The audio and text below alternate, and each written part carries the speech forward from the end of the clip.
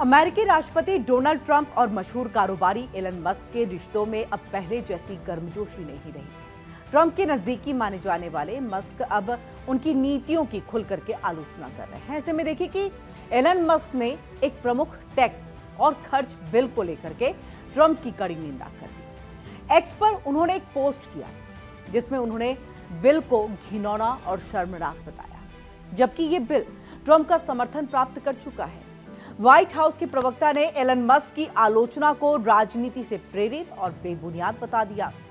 उन्होंने कहा कि बिल आम लोगों की जरूरतों को ध्यान में रखते हुए तैयार किया गया है। ऐसे में देखिए, सबसे पहले आपको हम ये बताते हैं कि एलन मस्क ने क्या कुछ कहा था।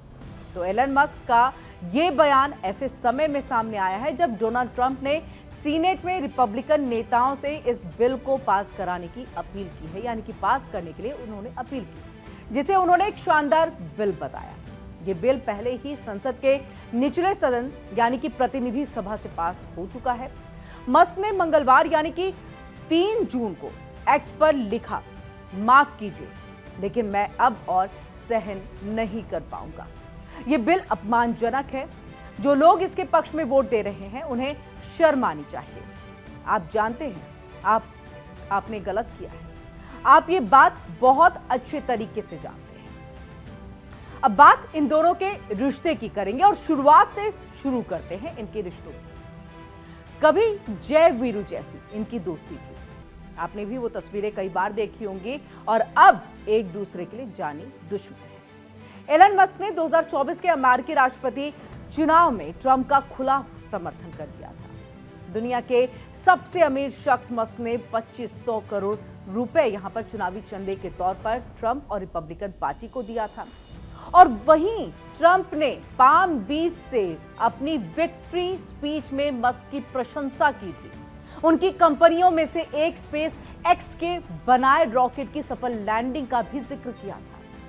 इसके अलावा उन्होंने ये भी कहा था कि अपने दूसरे कार्यकाल में वो सरकारी संसाधनों की बर्बादी को रोकने में मदद करने के लिए मस्क को अपने प्रशासन में आमंत्रित करेंगे, शामिल करेंगे। और ठीक वैसा हुआ भी। मस्क ने ही देखिए उस विभाग को नाम दिया था, सरकारी दक्षता विभाग, यानी डिपार्टमेंट ऑफ गवर्नमेंट एफिशिएंसी।